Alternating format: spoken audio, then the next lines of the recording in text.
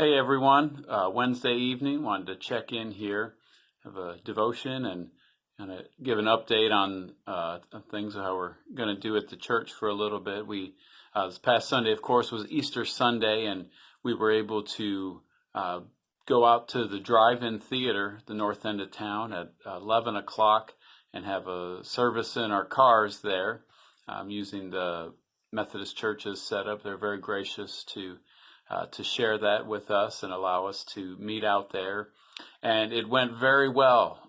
We had a great response from that, and they have said that we can continue doing that if we would like. So we will continue meeting out there for at least the next couple or few weeks. Obviously, we're uncertain, and plans kind of change week by week sometimes. But for the foreseeable future, next few weeks, when we're not able to meet together at the church, we will meet at 11 o'clock at the drive-in theater, and we'll try to have a bulletin posted online, our website, and there'll be an opportunity to collect offering there and those sorts of things. So if you're able to join us out there, and we'll be trying the Facebook live stream from the drive-in. There'll be a couple of things to try to figure out how that will work best, but we're going to be trying that this Sunday. So there won't be something at 9:30. It'll just be at 11 o'clock, where the Facebook Live and the drive-in two-in-one deal. We'll try that this Sunday and try to work out some of the kinks that might cause. And we appreciate your feedback, if those of you who are able to watch that on Facebook, what worked, what didn't work with that. So we appreciate that feedback this after Sunday. But this past week, of course, was Easter Sunday, and obviously very different times, very, very different situation than what we're normally able to do. We weren't able to have our Easter breakfast and Easter egg hunt and things like that. But we were able to celebrate the truth of the resurrection, the hope that we have, the life that we have in Jesus. So I just wanted to share a little bit of that with you briefly and give some more words of encouragement. This is from Mark 16, account of the resurrection. We find these words. When the Sabbath was over, Mary Magdalene, Mary the mother of James, and Salome brought spices so that they might go to anoint Jesus' body. Very early on the first day of the week, just after sunrise, they were on their way to the tomb, and they asked each other, "Who will roll the stone away from the entrance of the tomb?" But when they looked up, they saw that the stone, which was very large, had been rolled away.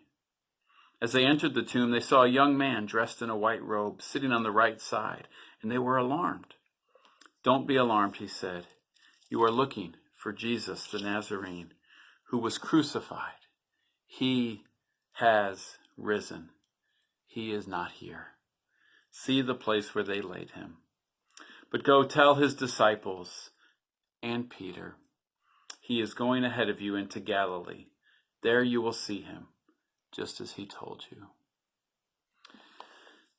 So Resurrection Sunday, Easter morning, changed everything, didn't it? That where they thought death had the final say, life triumphed. They thought sin had conquered the sinless one. Satan was rejoicing. He had finally gotten the upper hand on Jesus. But then Sunday morning came. Sin, the power of sin, the power of death was defeated once and for all by our Savior. His resurrection power is still with us today. He reigns. He is alive. And so know the hope and the life that we have because of Jesus. We cannot save ourselves. We cannot have all the answers and find our way back to a holy God on our own. But thanks be to God, we have Jesus, who has bridged the gap, made the way so that we, sinful humanity, can connect with holy God. and have a place with him. That we can be a part of his kingdom here and now and for eternity. We know him in part. We know him incompletely now. This life is still stained and marred by sin in us and around us. But we see that light. We see that hope, the life that we have in God, and that we can be a part, living in him, for him, touching lives for eternity today.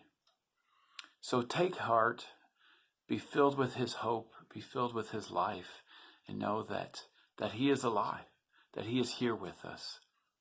And as we're hunkered down, trying to do what's safe and, not knowing what's going to happen in the weeks and months ahead, as the worries and anxieties mount, that's still there. It doesn't just magically go away. When we say, oh, I'm going to trust Jesus and all these problems go away. Well, no, they don't. But he gives us a way through. He helps us see the way through, the hope that we have in him. So God's peace and strength and hope and his resurrection life be yours today. God bless you all.